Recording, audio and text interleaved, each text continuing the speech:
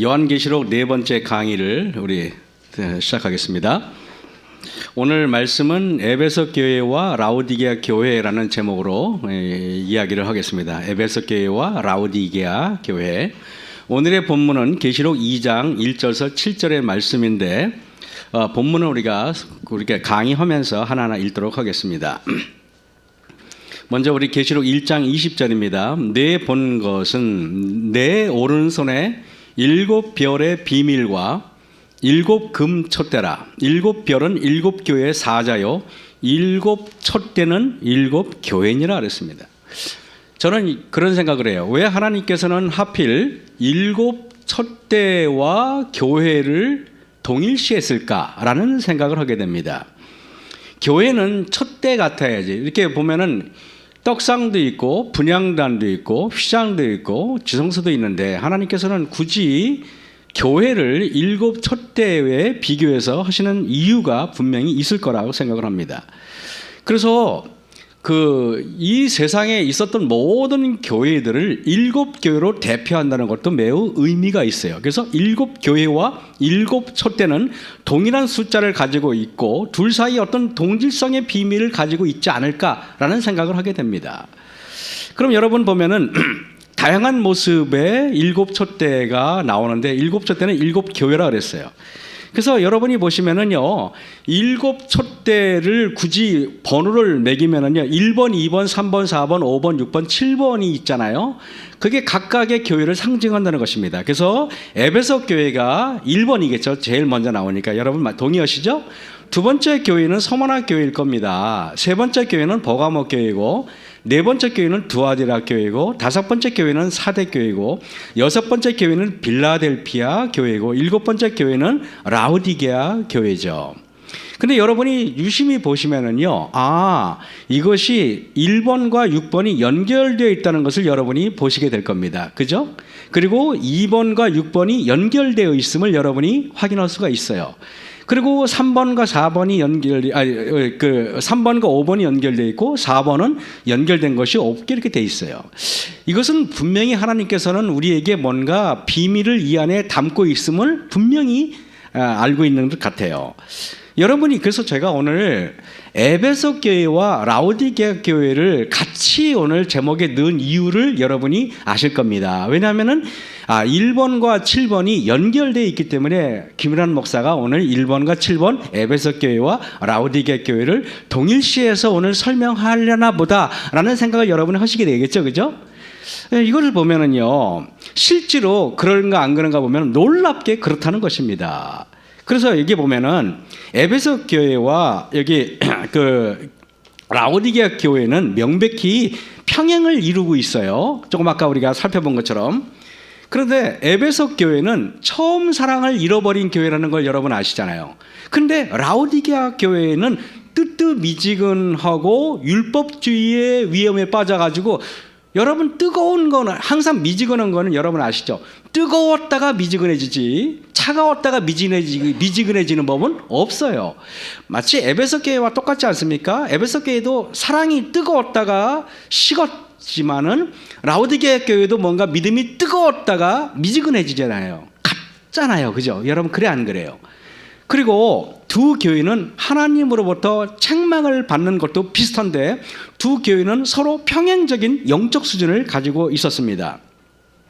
서머나 교회와 빌라델피아 교회를 살펴보면은요, 두 번째와 여섯 번째, 즉 서머나 교회와 빌라델피아 교회는 그들의 신실함 때문에 칭찬을 받습니다. 그런데 여러분 서머나 교회고 버가모 교회 두 교회는요, 빌라델피아 교회 두 교회는요, 책망이 없어요.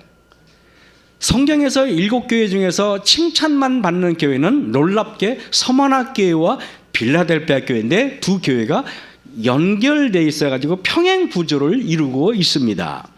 그리고 여러분 3번, 4번 버가모 교회와 사대 교회는 이것이 서로 연결이 되어 있는데 배도에 있어서 평행을 이루는데 이 두 교회는 칭찬이 없고 책망밖에 없어요. 이 교회가 버가모 교회와 사대 교회는 책망밖에 없고 칭찬은 하나도 칭찬을 하나님께 받지 못합니다. 이상하죠. 근데 여러분이 보실 때 두아디라 교회는 보면은 평행하는 게 없고 딱 가운데에 서 있어요. 두아디라 교회는 우리가 누구냐면은 이 교회는 다른 교회와 현저하게 다른 교회를 말하는데 이 교회가 바로 정교 암흑시대 교황권을 말하는데 교황권은 자기가 중심에 있고 싶어하는 교회였어요. 그래서 여러분 그거 아세요? 오늘도 교과 공부할 때 우리가 탐심을 공부했잖아요. 이사야 14장에 보면은 루스벨이 자기가 세상의 중심에 서고 싶어가지고 세상의 중심에 계신 하나님 보좌의 옆에서 자기가 하나님인 양, 그게 뭡니까? 두아디라 교회의 모습이에요. 그래가지고 나는 다른 거하고 달라, 나는 돛불 장군이야 라고 생각하는 게 두아디라 교회의 모습이라는 것입니다.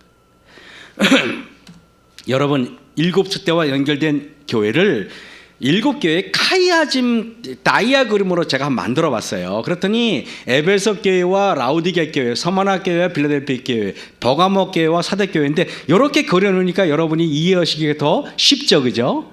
그렇습니다. 그런데 여러분, 에베소 교회와 라우디게 교회는 둘이 똑같이 사랑을 이룬 교회 같으니까, 그 다음에 서머나 교회와 빌라델피아 교회는 책망이 없어요. 두 교회 다 칭찬만 있어요. 버가모 교회와 사대 교회는 둘이 다 죽어가는 교회라서 제가 새까맣게 칠해놨어요. 죽어가는 교회. 그리고 두아디라 교회는 세상의 중심이 되고자 하는 교회. 맞습니까, 여러분? 이걸 보면은 참 일곱 교회를 여러분이 일부러 외울 필요가 없이 이해만 하면 되는 것입니다. 성경은 제가 공부를 해보니까요, 뭔가 어떤 이게 패턴이 있어가지고 여러분들이 자세히만 연구하면은요, 이것이 이렇게 반복적인 어떤 교훈을 우리에게 하나님께서 주시는 것입니다. 그래서 다니엘서와 요한계시록은 저는 항상 그 패턴을 연구하려고 그래요. 그냥 그거를 그냥 그거 어떤 게 외우려고 하지 않아요. 외우려고 그러면은요, 우리 성도님들 내가 외운 거를 가르쳐 주면 여러분들은 금방 까먹어. 왜? 나도 힘들게 외웠으니까 여러분들 힘들게 외울 거거든요. 그러면 금방 잊어먹어요. 여러분 보시면은요, 그러면 오늘 일곱 교회의 시대적인 상징을 보면은 에베소 교회는 여기 31년에서 초대교회 100년이고, 서머나 교회는 100년에서 313년, 버가모 교회는 313년에서 538년, 두아디라 교회는 538년에서 1517년, 종교 암흑시대죠. 사대 교회는 종교 개혁시대 1517년에서 1798년, 빌라델피아 교회는 재림운동시대 1798년에서 1844년, 라우디게 교회는 종말적인 시대, 지금으로 우리 시대죠. 1844년에서 재림까지의 시대. 그래서 우리는 항상 지금이 바로 라우디게아 교회 시대야 라고 말하는 것이 그래서 그런 것입니다. 저와 여러분은 라우디게아 교회 시대에 살고 계세요. 그런데 여러분, 오늘 에베소 교회와 라우디게아 교회가 뭔가 두 개가 비슷하다라는 것은 굉장히 많은 것을 제가 여러분에게 오늘 보여드리겠습니다. 에베소 교회는 초대교회의 역사, 이 시기는 예수님의 제자들과 일곱 집사들 그리고 나중에 여러 지도자들이 열심히 복음을 증거한 시대.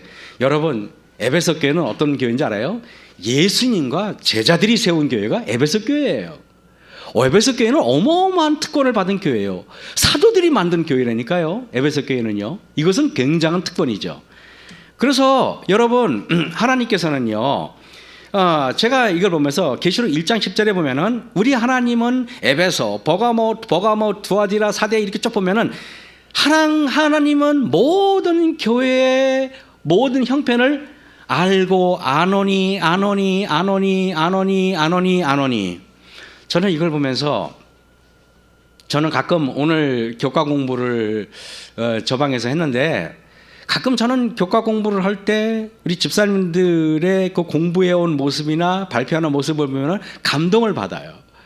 특별히 오늘 제가 우리 옥천교회에 와서 오늘 교과 공부는 가장 은혜를 많이 받은 시간이었던 것 같아요. 물론 교사님이 잘 가르쳐 주시기도 했고 또 다들 협력해서 하는 모습이 너무도 좋았어요. 정말 우리 저 반에서 교과 공부는 뜨거워요. 정말. 얼마나 은혜스러운지 모릅니다. 교과 공부를 하면서 제가 느끼는 게 하나님께서는 우리 집사님들의 형편과 처지를 다 아시는구나. 그래서 우리 집사님들은 세상에 소망을 두지 않고 하나님의 말씀에 소망을 두시는구나. 그래서 정말 교회 나오는 것이 우리 성도들의 가장 큰 희망이구나. 그러니까 제가 여러분 저보고 물어보세요.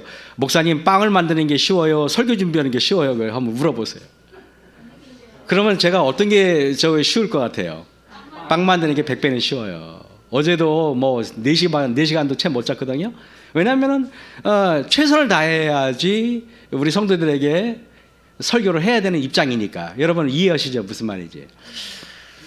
그래서 여러분 보세요. 계시록 2장 1절에 에베소 교회 사자에게 편지하노라. 하나님께서는 아신다 그랬잖아요. 초기 교회에 하나님이 뭐가 필요할지 우리 예수님은 아세요. 그래서 어떻게 하냐 아십니까? 처음에 교회를 조직하려면은 그 교회에 제일 필요한 게 뭐예요? 처음에 교회를 조직하려면 제일 필요한 게 뭡니까? 교회의 지도자들이에요. 그래 안 그래요? 그러면 예수님께서는 여러분 우리 에베소 교회에 어떤 면으로 예수님께서는 도와줘야 할까요? 훌륭한 지도자들을 세워야 돼요. 그래서 에베소 교회 사자에게 편지하기를 오른손에 7별을 붙잡고, 7별이 뭔지 아십니까? 지도자를 말하는 거예요. 그러면 하나님께서는요 7별이라는 말이 뭐예요? 완벽한 지도자, 영적인 지도자. 그래서 여러분 에베소 교회에게는 제일 필요한 게 뭘까? 영적인 지도자다. 그래서 7교회를 별을 붙잡았다 이렇게 말씀하시는 겁니다. 여러분 그래서 7별은 완전한 영적인 지도자를 말하고, 서머나 교회 보세요. 서머나 교회는 100년서 313년인데 이때가 가장 많은 순교자를 냈어요. 그 제가 여러 번 서머나 교회의 색깔을 빨갛게 했어요. 아주 그냥 왜? 피가 생각나라고. 여러분 이거 보니까 오늘 김혜선 지사님하고 최영수 지사님은 빨간 옷을 입고 오셨는데 저번에 모습 보면 피가 생각은 나지 않아요, 그죠? 따뜻함이 생각이 나죠. 그러나 이것은 피예요. 피인데 이때는 어마어마하게 많은 사람이 죽었어요.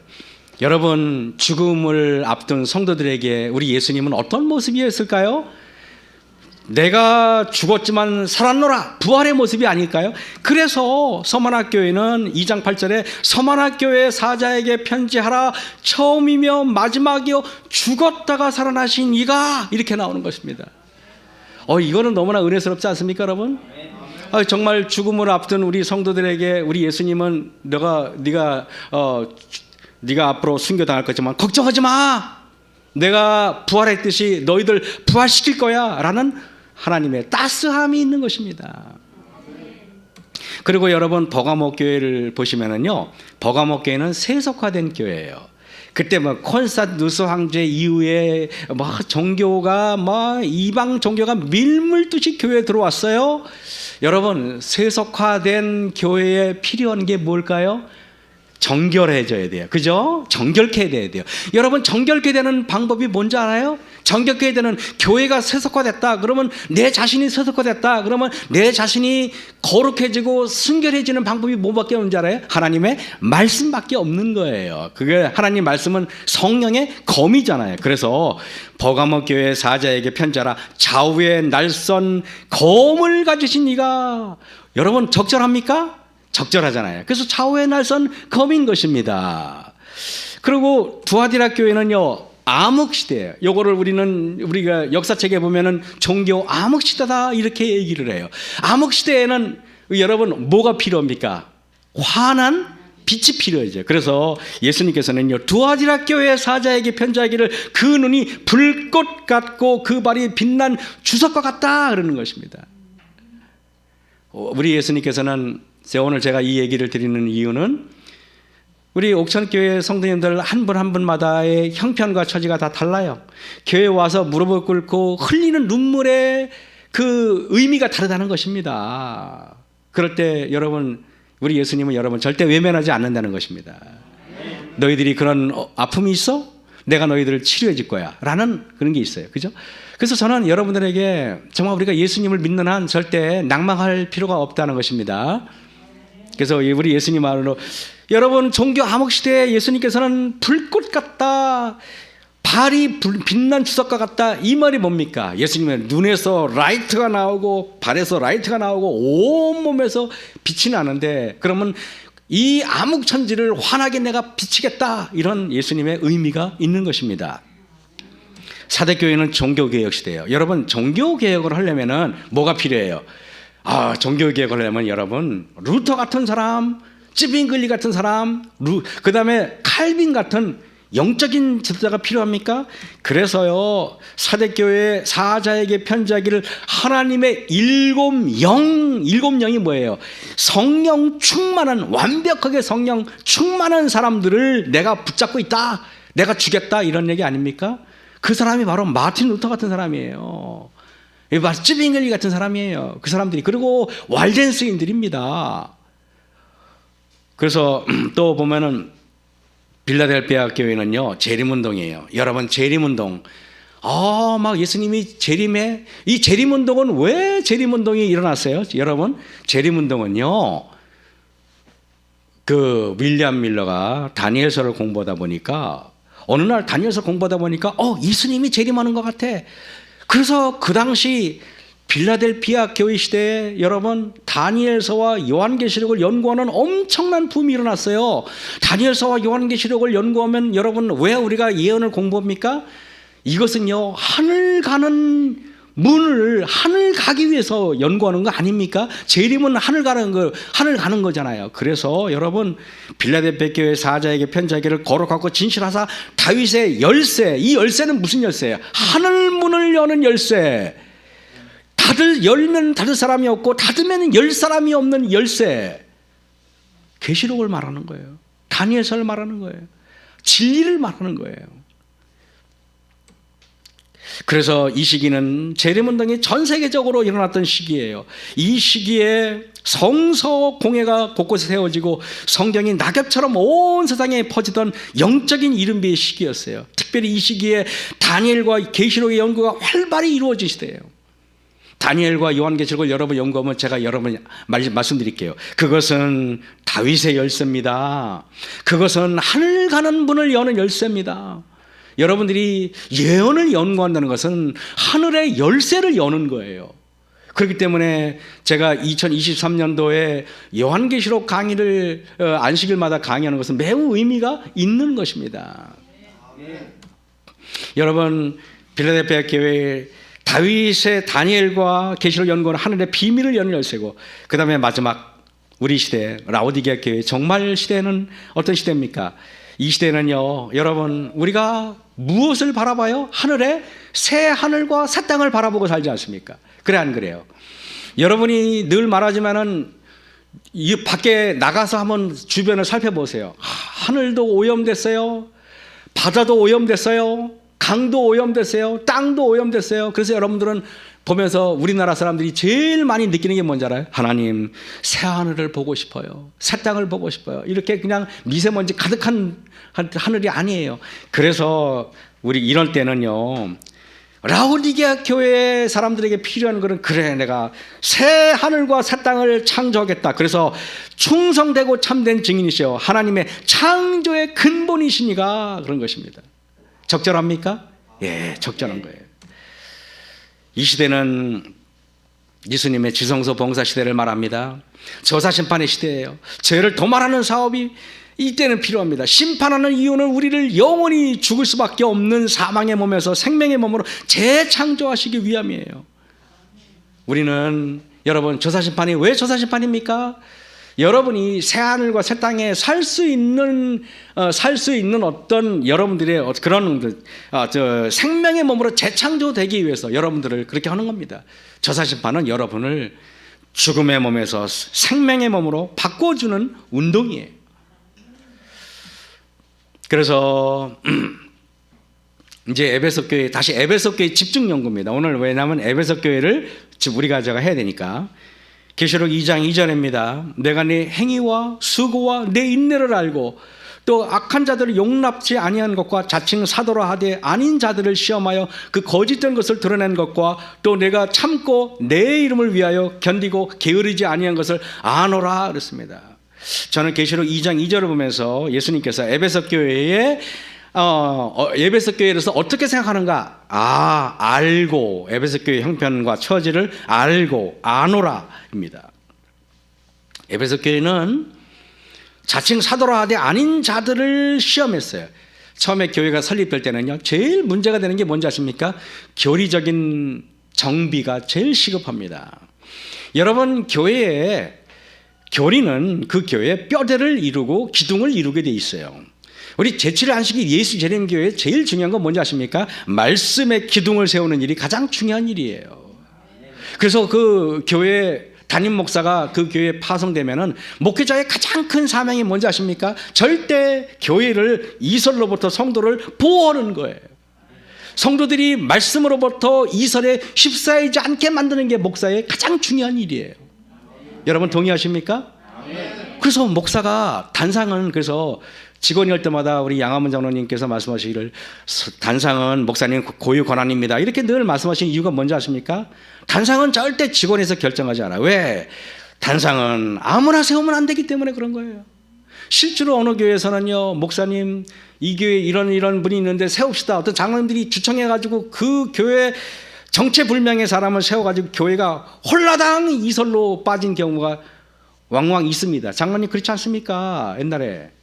그렇기 때문에 담임 목사가 있으면은 그런 문제를 담임 목사는 목에 칼이 들어와도 교회를 이설로부터 지키고 성도들 이리로부터 지켜야 되는 거예요. 그게 가장 중요한 게 목회자의 사명인 것입니다. 에베소 교회는 12제자들이 세운 초대교회예요. 그러니 여러분 예수님을 만져봤고 우리 주님과 식사를 같이 했던 사람들이 만들었던 교회니 오죽하겠습니까? 그러니 그 교회는 에베소 교회는 완전하고 순결하고 흠이 없던 교회였죠. 그래 안 그래요? 그러니 당연히 첫사랑이 가득했던 교회였겠죠. 왜냐하면 예수님께서 직접 복음을 전하신 교회가 에베소 교회 아닙니까? 에베소 교회는 자랑할 만한 것이 많았어요. 사도행적 580쪽에 보면은요. 그러나 올마 후 신도들의 열심은 쇠해지고 하나님께 대한 그들의 사랑과 상호간의 사랑이 식어지기 시작하였다 그랬습니다. 냉담함이 교회 안에 몰래 들어왔다. 여러분 이걸 아셔야 됩니다. 교회의 냉담함은요 성큼성큼 들어오지 않아요. 어느새 이렇게 봤는데 교회가 언제부턴가 교회가 썰렁해지기 시작해요. 뭔가 교회가 온기가 사라지고 뭔가 이렇게 차가워요. 마치 식은 밥이 맛도 없이 교회 오면은 재미가 없어. 교회 가면은 그냥 안식일날 겨우 가야 되니까 억지로 교회 오는 경우가 있어요, 없어요? 그런데 여러분 이거 아세요? 하나님의 뜨거운 사랑도 몰래 들어온다는 사실 여러분 아십니까? 그래서 몰래 들어와서 보니까 우리 옥천교회가 예전보다는 뭔가 뜨끈뜨끈해지고 말씀에 대한 갈망도 있어지고 뭔가 오면은 교인끼리 온기가 느껴지십니까? 아멘. 그러니까 뭔가 정기덕 장로님이나 우리 하목선 지사님 볼 때는 교회가 조금 나아졌습니까? 옛날보다? 아멘. 우리 자랑하려고 그런 건 아니고요. 뭐 여쭤보는 거예요. 그러니까 뭐 워낙 훌륭하신 분이 겸손한 분이기 때문에 무조건 아멘 그러시겠죠. 여러분 그래요. 그러므로 어디서 떨어졌는지를 생각하고 자세히 보세요. 생각하고 기억하고 말입니다. 처음 행위를 가지라. 만일 그리하지 아니하면 회개치 아니하면 내가 내게 가서 내 촛대를 그 자리에서 옮겨버리겠다. 여러분 에베소 교회를 향한 세 가지 권고가 뭡니까? 생각하라, 회개하라, 처음 행위를 가져라 입니다. 어쩌면은 이 문제가 라우디게 교회와 같이 제가 이렇게 양쪽으로 이렇게 표시를 해놨잖아요. 라우디게 같이 있기 때문에 이것은 우리 에베소 교회는 옛날에 우리가 느껴야 될 그거 아닙니까? 그러니까 우리는 내가 옛날 생각해야 돼요. 여기 여러분 이거 아셔야 됩니다. 지금으로부터 30년, 40년 전에 우리 장로님들이 신앙할 때와 지금은 불행하게도 많이 교회가 타락했어요. 장로님 그죠? 옛날이 좋다고 그래요. 옛날에 믿음의 노독들한테 여쭤보면은 옛날처럼 그렇게 후배들이 그렇지 않는다고 지금 혀를 차고 걱정하세요.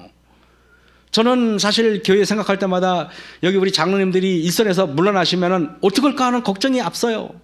그래서 한편으로는 이런 안도감도 있어요. 내가 이런 좋은 분들과 한때를 같이 이 교회 생활하면서 목회했다는 것은 얼마나 내가 축복인가.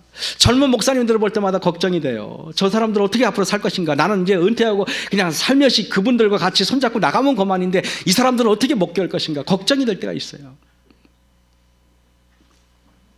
여러분 우리가 다시 한번 생각해야 돼요. 옛날에 사경이 하면은요 저녁만 하면은 옛날에는 난리가 났어요. 옛날에는 말도 안 되는 소리예요. 아침, 저녁, 점심, 아침, 점심, 저녁 3번 해요. 장로님 그래 안 그래요? 제가요 남원적교회 담임할 때만 해도요 남원적교회에서는 절대 오전에 사경이 안 해본 적이 한 번도 없어요. 오전도 하고 저녁도 했어요. 그래서 오전에 하면은 모든 교인들 다 같이 가서 점심을 먹었어요. 한 60명 이상 되는 사람들이 먹을 식당을 나는 늘 찾았어야 돼요. 늘 고민했어야 돼요. 낮에 오는 사람이 60명이 넘었어요. 물어보세요 남원적교회. 그런데 이제는 점심 때 하자 그러면은 오전에 하자 그러면은 이것은 나하고 싸우자는 거냐 하고 덤벼듭니다. 에베소 교회는요 사도 바울이 나중에 3년을 지낸 다음에 이 에베소 교회는요 사도 바울이 개척한 교회가 아니에요. 이 교회는 브리스길라와 아굴라와 그리고 아볼로가 개척한 교회예요. 여러분 에베소 교회는 사도 바울이 개척한 교회가 아닙니다. 오해하지 마십시오. 그런데 에베소 교회는요 사도 바울이 3년 동안이나 사역했어요. 그래서 에베소 교회라는 에베소라는 이름이 바람직한 흠모할 만한 뜻이 있어요. 그 이름이 의미하는 것처럼 에베소 교회는 정말 흠모할 만한 교회였어요. 예수님의 12제자들이 예수님의 가르침대로 설립한 교회였기 때문에 그렇습니다. 오순절 교회는요 예수님의 말씀대로 살려고 노력했던 교회이고 내 모든 재물을 형제들과 나누기를 즐겨했던 교회예요. 에베소 교회 시대는 신약 성경을 집필한 시대예요. 그래서 여러분들이 손에 잡고 있는 신약 성경의 27권의 신약 성경은 몽땅 다 에베소 교회 시대에 저작된 책입니다. 그런데 여러분 이 에베소 교회의 오류와 거짓 복음으로부터 여러분 이렇게 이 복음이 이렇게 보호를 받았어요. 왜? 예수님의 말씀이 있었으니까. 어떻게 예수님의 모습을 보면서 진리를 가진 사람이 이런 모습으로 살아가야 돼? 이러니까 늘 생각하면서 우리가 이렇게 살면 안 돼. 왜? 예수님의 삶을 보았기 때문에 그런 거예요. 그런데 여러분 에베소 교회가 이렇게 뭐랄까요? 여러 7교회가 있는데 왜 하나님께서는 에베소 교회를 첫 스타트로 뽑았을까? 여러분 지명이 에베소, 서머나 보가모는 이렇게 빙 소아시아에 있던 지역이에요.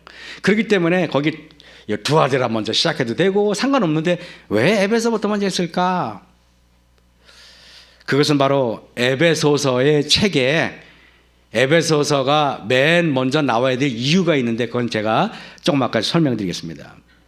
여러분 계시록 2장 6절에 보면은요 내가 니골라 당의 행위를 미워하는도다. 나도 이것을 미워하노라. 근데 그 순결한 에베소 교회에 오류가 들어왔어요. 그 오류는 바로 니골라 당의 행위가 에베소 교회에 들어오는 것입니다. 그런데 여러분 니골라 당이 뭐냐? 이런 말이에요.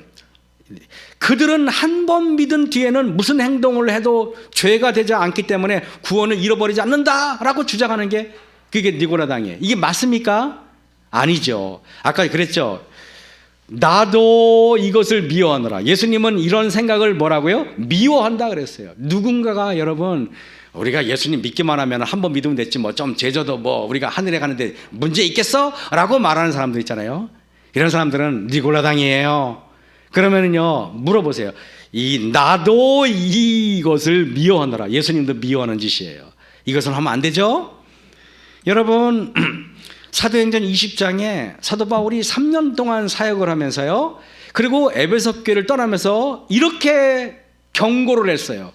내가 떠난 후에 흉악한 이리가 너희에게로 들어와서 그 양떼를 아끼지 아니하며 또한 너희 중에서도 제자들을 끌어 자기를 쫓게 하려고 오그러진 말을 하는 사람들이 일어날 줄을 내가 아노니 너희들 정신 차려 이 얘기 아니에요.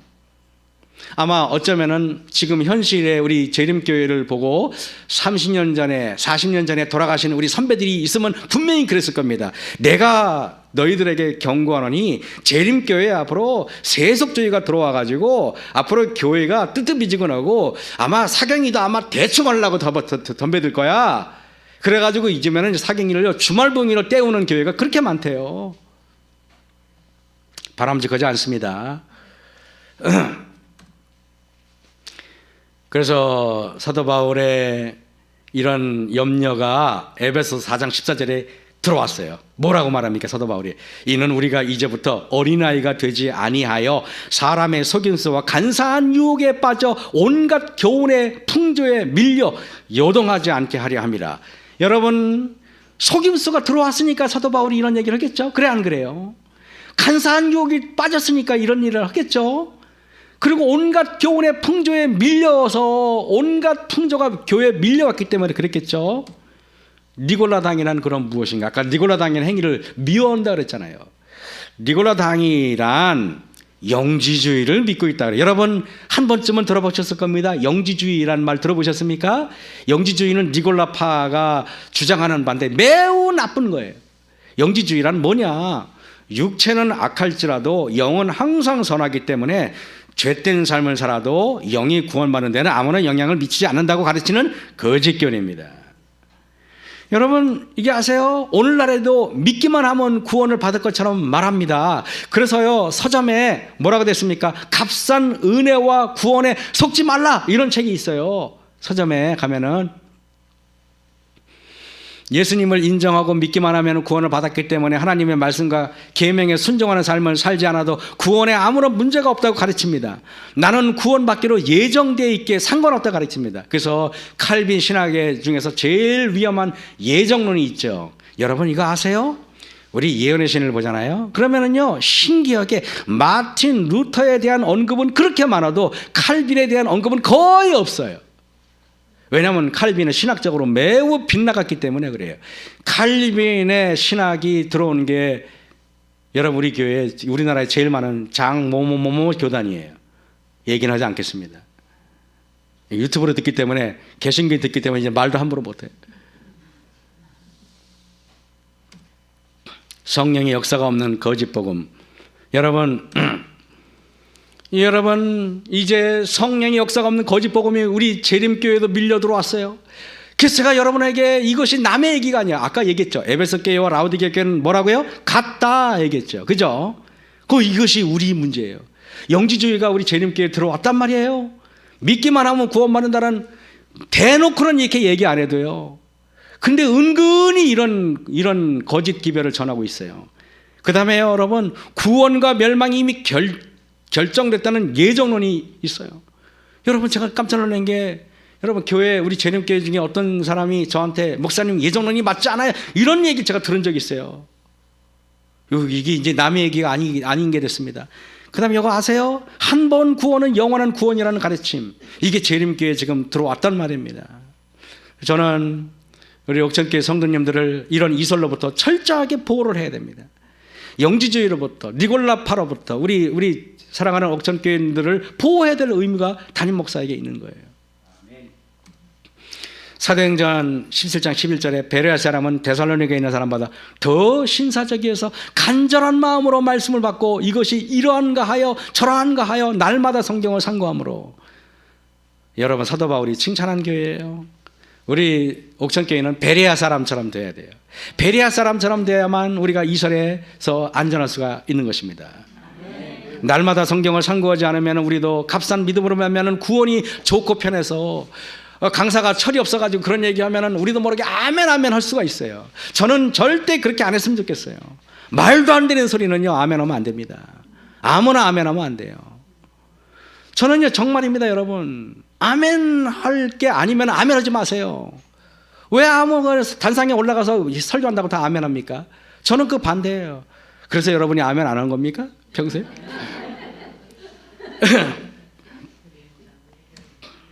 계시록 2장 4절에 그러나 너를 책망할 것이 있나니 너의 처음 사랑을 버렸느니라. 처음 사랑이 식은 것도 아니고 성경이 뭐라고 되냐면 버렸대요. 버린 거와 살포시 식은 거는 다릅니다. 그래 안 그래요? 버렸다는 말은 알면서 행하지 않는다는 말이죠. 그죠? 예, 이것은 고의성이 있다는 말이죠. 여러분 The Acts of the Apostol이라는 거기 글에 보면 이렇게 됐어요. 그리스도교가 조직된 지 반세기 이상이 지나자 나이가 많은 초대교회 성도들이 한 사람 한 사람 사라져갔다. 이게 남의 얘기가 아니에요. 지금 우리 얘기라 제가 너무 공감이 되는 거예요. 이게 그래서 그러나 초대교회를 세운 12제자들과 사도들의 짐을 넘겨받아야 할 젊은 사역자들 중 어떤 사람들은 사역자들 뿐이겠습니까? 젊은 집사, 젊은 성도들이 반복된 진리의 실증을 느끼게 되었다. 그래가지고 이제 예언의 신은 구닥다리 책이야. 이제 그것이 신선하지가 않아 더 이상. 건강 기별도 이제 유튜브에서 그냥 현란한 파워포인트로 만드는 강의가 더 이제 익숙해지기 시작하는 것입니다. 신기하고 놀라운 것들에 대한 갈망으로 그들은 많은 사람들의 마음을 기쁘게 하는 것을 받아들였잖아요. 신기하고 놀라운 것이 우리 주변에 너무도 많아요. 그것은 복음의 근본 원칙에 일치하지 않는 새로운 형태의 교리였다. 여러분 아세요? 처음에 컴퓨터가 20년 전만에 할 때는 저는 인터넷도 몰랐던 사람이에요. 인터넷을 알면은요, 인터넷으로 다 안 돼요. 말도 안 되는 소리라 그랬는데 이제는 컴퓨터, 인터넷 모르는 사람이 없어요. 이제는 연세 드신 분도 인터넷 다 합니다. 그리고 여러분 이제 지금부터 10년 전에 스마트폰이라는 게 생겼는데 이게 스마트폰을 보면은 이거 가지고 계좌 이체하고 이거 가지고 길 찾아가고 스마트폰이 없으면 이제는 생활이 안 돼요. 지갑은 잃어버려도 괜찮은데 스마트폰 잊어버리면 갑자기 멘붕에 빠져요. 여러분 그렇습니까? 우리가 언제부터 이랬습니까? 근데 이제는 챗 GPT라고 들어보셨습니까? 이제는요, 이거는 조금 있으면 스마트폰 다 없어진대요. 유튜브가 다 없어진대요. 챗 GPT가 뭔지 아십니까? 이제는요, 이게 한번 나오는지 모르겠네요.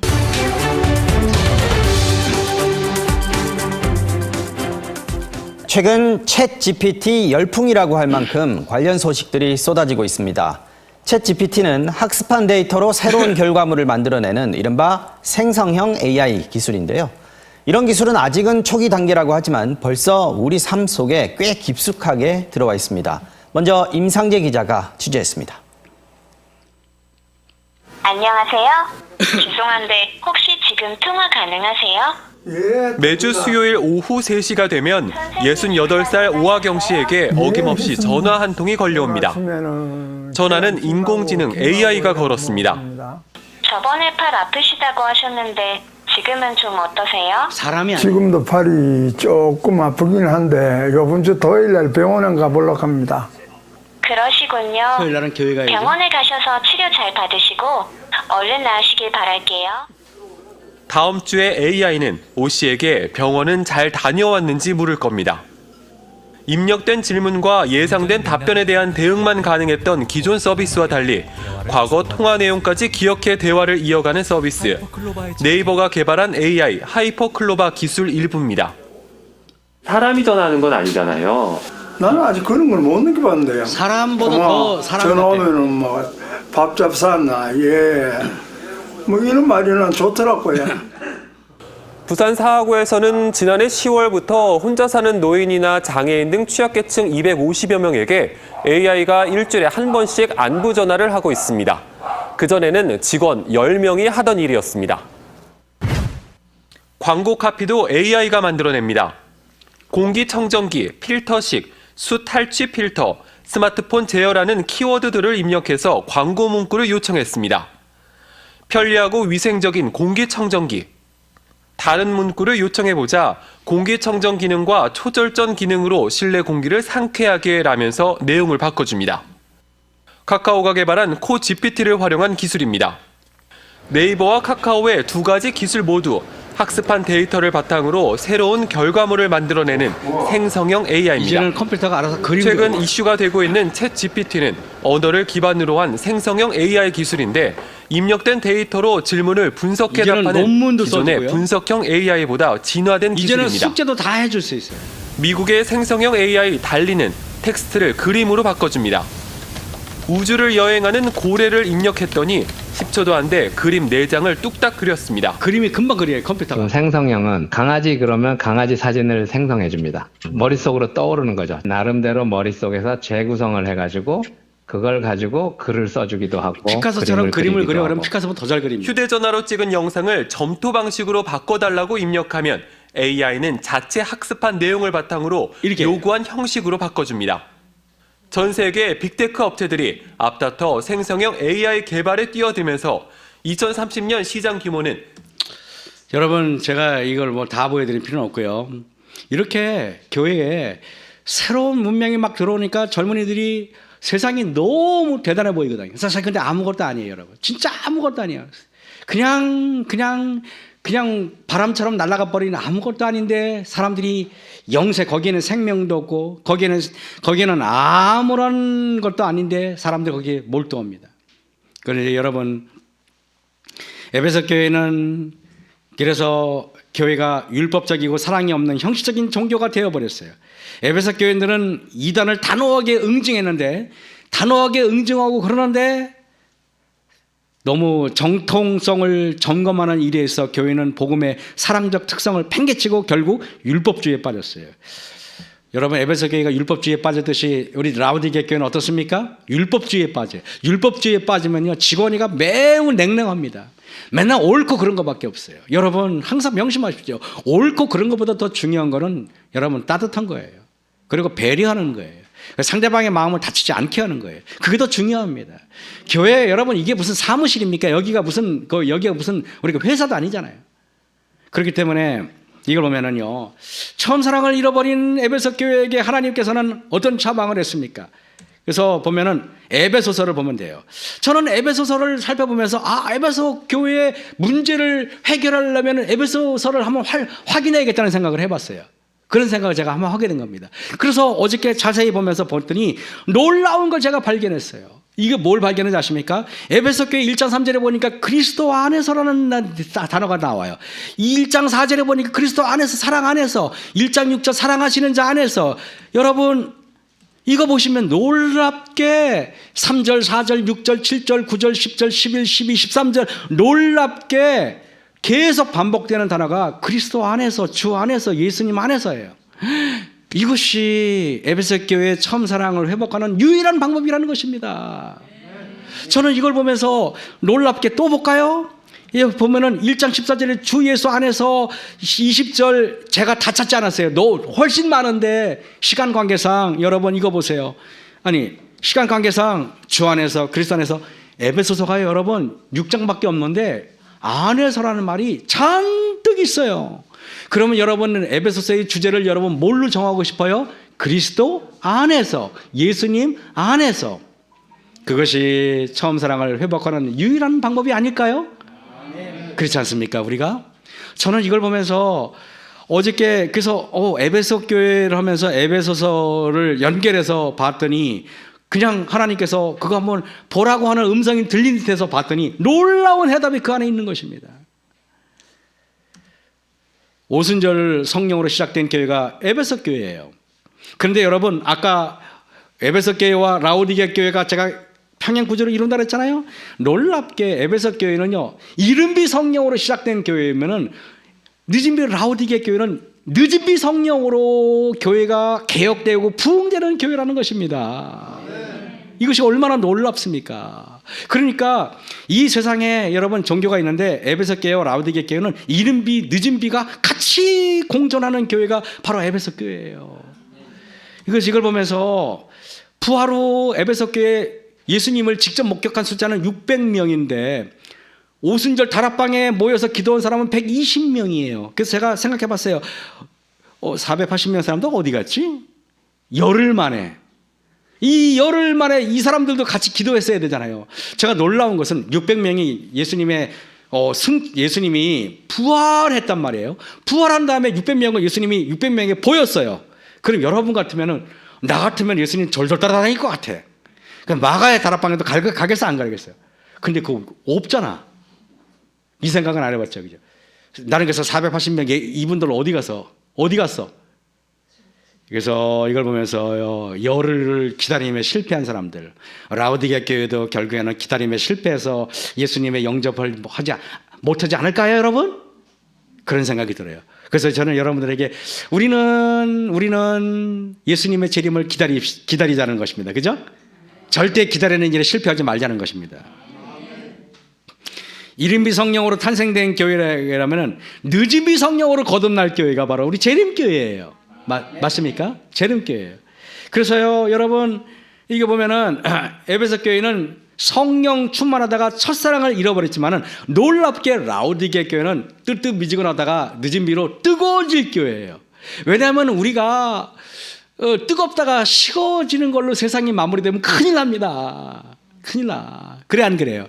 그래서 우리는 뜨거워져야 되는 사람들이 뜨거워져야 되는 사람. 성령 강림 후에 제자들은 안진뱅이를 고치고 고통 신음하는 사람들을 이렇게 세웠어요. 그들은 방언의 능력으로 더 이상 독일어를 배울 필요도 없고 영어를 배울 필요도 없어요. 그냥 말하면 다 서로 상호 간에 소통이 가능했습니다. 왜 하나님께서는 이런 엄청난 능력을 줬을까요? 왜냐하면은 그런 능력이 나타나야만 복음이 땅끝까지 전해질 것이기 때문에 그렇죠. 그런데 여러분, 제2의 오순절 성령이 나타나지 않으면 안 돼요. 지금의 연약한 재림교회로는요, 마치 바람 앞에 촛불 같아서 금방 꺼져버릴 것 같은 느낌이 들지 않아요? 여러분, 그래 안 그래요? 근데 제가 여러분에게 분명히 말합니다. 우리 라우디게 교회, 우리 재림교회는 절대 그렇게 꺼지지 않아요. 만약에 그렇게 말하는 사람이면 계시록을 공부를 못해서 그런 거예요. 저는요, 단언합니다. 우리 재림교회는 앞으로 이 세상을 엄청나게 세상을 뒤집어 엎을 교회가 바로 재림교회예요. 그 교회의 구성원이 된 여러분들은 복된 사람들인 것입니다. 여러분, 늦은비 성령을 받기 위해서는 어떻게 해야 할까요? 여러분, 라우디게 교회, 에베소 교회 아까 평행 구조로 이룬다고 얘기했습니다. 에베소 교회와 라우디게 같이 보는 것도 의미가 있겠죠. 에베소 교회에 보면은 계시록 2장 4절에 그러나 너를 책망할 것이 있나니 너의 처음 사랑을 버렸다. 회개하여 처음 행위를 가져라. 그렇지 않으면은 내 첫대를 그 자리에서 옮겨버리겠다 그랬어요. 근데요, 라우디게께 똑같이 하나님께서 네가 차지도 덥지도 않고 뜨뜻미지근해? 그러면은 내가 너를 내 입에서 토해버릴 거야. 얼마나 에베소 교회하고 라우디게가 똑같이 갑니까? 그래 안 그래요? 너무도 똑같아 안 똑같아요? 촛대를 옮겨버리는 거나 입에서 토하는 거나 같은 이야기 아닙니까? 같은 이야기죠. 에베소 교회 하나님께서는 처방은 어디서 떨어진 걸 생각하고 회개하여 처음 행위를 가져라. 이게 에베소 교회의 처방인데 라우디게 교회는 뭔지 아십니까? 내가 너를 권하노니 내게서 불로 연단한 금을 사서 부요하게 하고 흰옷을 사서 입어 벌거벗은 수치를 보이지 않게 하고 안약을 사서, 저는 이걸 보면서 항상 제가 성경을 연구할 때 중요하게 보는 게 뭔지 아십니까? 공통된 단어를 찾는 것입니다. 공통된 단어가 뭡니까? 사서. 이것은 여러분 하늘에 가는 특성들, 품성의 고상한 특성들, 순결해지는 특성들, 죄를 물리치는 특성들은 내 안에 내재되어 있는 것이 아니라 사야 돼요. 누구에게 사는지 아십니까? 놀랍게 내게서는 예수님에게서. 그래서 에베소서 교회의 문제는 그리스도 안에서, 예수 안에서, 그것은 예수님 안에 있는 고유한 특성이기 때문에 우리는 사야 되는데, 마태복음 13장에 보면 갑진 진주 얘기 나올 때 여러분 어떻게 나옵니까? 나의 모든 것들을 다 소유를 팔아서 그것을 사라고 돼 있잖아요. 그래서 여러분 흰옷, 금, 안약 사야 돼요. 우리가 안약을 사야만, 눈이 밝아야만 세상이 멸망할 것을 알게 됩니다. 여러분, 소돔과 고모라 성이 내일 멸망하는데요, 롯의 사위들은요 그 눈으로 멸망할 것처럼 안 보였기 때문에 그들은 도망가지 않았던 거예요. 저는 서울이 멸망할 것처럼 보이니까 서울에 안 들어가려고 그러는 거예요. 서울이 불바다가 될 것처럼 보이니까 서울에 안 가는 거예요. 그래서 여러분, 선지자가 시골 생활을 하라고 하는 말이 맞기 때문에 제가 단상에서 아파트값 떨어진다고 제가 2년 전에 얘기했더니 제 말이 됐어요 안 됐어요? 말대로 폭락할 거라고 제가 얘기했잖아요. 제가. 여러분, 김윤환 목사가 부동산의 전문가라서 그런 게 아니잖아요. 하나님 말씀에 나와 있기 때문에 그런 거 아닙니까? 제가 무슨 전문가도 아니고. 이른비와 늦은비, 이른비는요 유대지방에서 가을에 씨 뿌릴 때 내리는 비, 땅을 촉촉하게 부드럽게 해서 싹이 트게 해주고, 이른비가 없으면 농사를 씨 뿌리기를 못하니까 농사를 못 짓죠.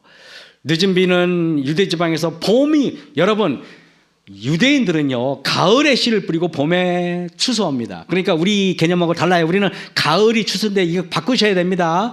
보리와 밀이 그렇잖아요. 그래 안 그래요? 그렇죠? 늦은비는 추수하기 직전에 내려 곡식을 완전히 익게 해야 되고, 늦은비는 선악비처럼 내려요. 여러분, 그런데 두 번의 비로 씨가 뿌려지고 추수가 마치는 것처럼 두 번의 성령으로 복음의 사역이 시작하고 끝나게 된다는 것은 놀라운 일인 것입니다. 그래서 여러분, 복음 두 번의 비로 씨가 뿌려지고 추수가 마치는 것처럼 두 번의 성령으로 복음 사역이 시작하고 끝나게 돼요. 그래서 가을에 이른비 성령이 내렸을 때 복음의 말씀의 씨를 뿌렸고요. 이것이 바로 초대교회 오순절 성령 강림 때, 그때 예수님이 성령을 이 보슬비처럼 내려서 소낙비는 절대 아닙니다. 봄 추수의 시간, 늦은 비, 마지막 추수 때는 뭡니까? 이때는요, 이래요. 추수할 때 내리는 늦은 비가 있는데 예레미야 이렇게 돼 있어요. 너희 마음으로 우리에게 이른 비와 늦은 비를 때를 따라 주시되 우리를 위하여 추수 기한을 정하시는 우리 하나님 여호와를 경외하자 말하지도 아니하니. 이 말이 뭐예요? 여러분, 이른 비와 늦은 비를 때를 따라 주시며 우리를 위하여 추수 기한을 정하시는, 다시 말하면은 늦은 비나 이른 비나 추수를 염두에 두고 내리는 비라는 것입니다. 근데요, 여기에 보면은 이른 비를 마음으로 그랬어요. 이것은 땅에 내리는 비가 아니라 여러분 마음에 내리는 비예요. 그래서 이른 비 성령, 늦은 비 성령은 마음에 내리는 비를 말하네. 그래서 우리가 비를 마음에 뿌리기 때문에 이른 비 성령이라고 우리가 자신 있게 말하는 거예요. 이른 비 성령과 늦은 비 성령, 이른 비와 늦은 비 중에서 어떤 비가 더 많이 내릴 것 같아요? 이른 비예요, 늦은 비예요? 늦은 비예요. 그래서 여러분, 늦은 비, 제가 크게 써놨어요. 늦은 비 성령이 훨씬 더. 이른 비는 보슬보슬 촉촉하게 내리는 비라면 늦은 비는 소낙비처럼 세게 오는 비예요. 그래서 요에서에 보면은요, 여기 보세요. 이른 비를 너희에게 적당하게 준다는 말은 폭포수처럼 내리는 것 같아요? 아니면 촉촉하게 내리는 것 같아요? 그래서 적당히 내리는 거예요. 적당히 내리는 거. 그러면 여러분, 성경에 늦은 비는 소낙비처럼 내린다는 말이 있을 것 같아요? 없을 것 같아요? 다윤아? 있어요. 한번 볼까요? 그래서 여러분, 적당하게, 이른 비는 적당하게, 그죠? 적당하게라는 단어 주의하세요. 그런데요, 스가랴 10장 1절에 보면은 봄비는 늦은 비를 말합니다. 아까 제가 받겠다 그랬죠? 봄비 때 여호와, 곧 번개를 내는 여호와께 비를 구하라. 번개가 쳤다, 천둥이 쳤다, 그러면 많이 내릴 것 같아요? 조금 내릴 것 같아요? 그래서 소낙비를 내려서 놀랍게 늦은 비가 많다는 건 성경에서 스가랴 10장 1절에 말씀하고 있잖아요. 그죠, 여러분? 예. 소낙비를 내려서 이른 비보다 훨씬 더 큰 능력으로 와야 하는 이유가 무엇일까? 왜냐하면은 지금이 에베소 교회 시대보다 훨씬 타락했거든요. 사람의 마음은 훨씬 단단하거든요. 그래가지고 마치 그냥 거북이 등가죽처럼 우리 마음이 그냥 쩍쩍 얼마나 단단한지 몰라요. 이럴 때는 비가 촉촉하게 와가지고 이것은 여러분 아주 날씨가 한 석 달 동안 비가 하나도 안 왔는데 비가 적당히 와봤자 사람들은 그래. 저까지 가가지고 해갈이 안 돼. 그래, 안 그래요? 그때는 어떻게 와야 돼요? 미친 듯이 와야만 돼요. 미친 듯이. 그래서 제가 늦은 비 성령 왜 하고 도시를 보여준 거는 타락했다 해서 보여주려고 뉴욕시의 사진을 갖다 붙여놓은 겁니다. 그래서 여러분, 교회증언 8권 21쪽에 사도들 시대에 성령을 부어주심은 이른 비였으며 그 결과는 영광스러웠다. 그러나 늦은 비는 더 뭐라고요? 풍성할 것이다. 예언의 이런 말씀이 있다는 게 얼마나 감사한지 몰라요. 얼마나 이렇게 그냥 내가 원하는 말씀이 착착 있잖아요. 그래, 안 그래요? 하나님 말씀은 놀라운 거예요. 에베소 교회는 120명의 소수의 초대교회가 오순절 성령으로 우리가 회개하니까 하루에 3,000명 회심했는데, 라우디게 교회는 우리 120명보다 많은 소수의 우리 재림교회가 있는데 여기에 늦은 비 성령이 부어주면 하루에 수만 명이라 그랬는데 이거 고치고 싶어요. 수천만 명이 회개할 겁니다. 그래, 안 그래요? 그런 일이 벌어져요. 그래서 여러분, 교회증언 8권 20쪽에 제자들이 완전히 연합한 후 더 이상 최고의 자리를 위해 싸우지 않게 되었을 때 성령이 부어졌다 그러는데, 우리 옥천교회가 완전히 연합하고 우리 옥천교회가 완전히 하나가 됐을 때 하나님께서 이 교회에 성령을 부어주시지 않겠습니까? 아멘. 그래서 이 교회를 하나님이 다시 져라 그러면은 우리가 지붕 하나 하나님 씌웠는데 아까워서 어떻게 집니까? 이렇게 할 겁니까? 저거 몇백만 원 들였는데 저 지붕이 아까워서, 그리고 우리 장로님하고 있죠, 우리 함지 집사님이 이렇게 도배했는데 이거 아까워서 어떻게 허물어요? 이렇게 하겠습니까? 얼른 헐어버려야죠, 그죠? 교회 증언 5권 241쪽에 우리의 품성에 있는 결함들을 고치고 심령에 전해서 모든 불결을 정결케 하는 일이 우리에게 맡겨져 있다. 여러분, 이른비는 회심을 말해요. 제가 시간이 다 됐으니까. 이른비 역사는 진리로 인도움을 받는 경험을 말합니다. 완악하던 마음이 부드러운 마음으로 변화되는 경험을 말합니다. 성경 말씀이 꿀송이처럼 달게 느껴지는 경험을 말합니다. 하나님께 대한 감사와 은혜에 보답하려는 마음입니다. 세상의 죄에 대한 애착심이 사라지는 경험이 바로 이른비를 받아야 돼요. 그래서 이른비를 받지 않는 경험으로 늦은 비를 받을 수는 없어요. 왜? 에베소서와 라오디게 교회는 연결되어 있다. 이 말은 이른 비와 늦은 비와 동시에 작용을 해야 된다는 말이에요. 이른 비는 불평불만의 마음을 감사한 마음으로 바꾸는 역사입니다. 이른 비는 교만한 마음을 겸손한 마음으로 바꾸는 역사예요. 이른 비는 냉랭한 마음을 주변 사람들을 돌아보는 마음으로 바꾸는 마음이에요. 이른 비는 자신의 죄를 슬퍼하고 순리하게 만드는 역사입니다. 이른 비는 마음의 불결함을 회개하고 순수한 마음으로 돌아서는 겁니다. 이른 비는 하나님께 헌신하고 싶은 마음의 역사고, 이른 비는 복음을 전파하기 위해 고민하게 만드는 역사예요. 에베소 총 주제 오늘은 그리스도 안에서, 아까도 얘기했죠. 그리스도 안에서. 그래서 여러분 마지막으로 리뷰 앤 헤럴드 1902년에 보면은 성령의 도우심 아래 부흥과 개혁이 일어나야 한다. 여러분, 부흥하고 개혁하고는 다른 얘기예요. 부흥과 개혁은 서로 다른 두 가지 일이다. 부흥은 영적인 생애를 새롭게 하며 정신과 마음의 능력을 소생시키는 것으로 영적 죽음에서 부활하는 것을 의미한다. 개혁은 재조직, 사상과 이론, 습관과 행습의 변화를 가져오는 것을 말해요. 개혁이라는 것은요, 음식물 개혁, 의복 개혁, 생활습관 개혁, 그리고 내 모든 전반에 걸친 개혁을 말해요. 그런데 항상 이거 아십니까, 여러분? 부흥이 일어나야 개혁이 뒤따른다는 것입니다. 부흥이 앞서가는 거라면 개혁은 뒤따라가는 거예요. 그래서 부흥이 일어나지 않는데 뭐 교회 조직을 개편하고 연합회를 바꾸고 말도 안 되는 소리 하지 마세요. 저는 그런 게 없다고 그래요. 만약에 그런 걸 알았더라면요, 우리가 무슨 유씨로 말도 안 되는 소리예요. 부흥이 없는데 어떻게 개혁이 일어나겠어요? 그거 안 되는 겁니다. 나는 그거 할 때부터 실패할 줄 알았어요. 오늘 우리가 그죠? 에베소 교회, 라오디게 교회, 에베소 교회, 라오디게 교회는 연결되어 있어요. 이른 비와 늦은 비를 우리는 동시에 받아야 될 성도들입니다. 이른 비 없는 늦은 비는 존재하지 않습니다. 아무쪼록 우리 옥천교회는 성령 충만한 교회가 되시길 바라면서 말씀을 마치겠습니다. 감사합니다.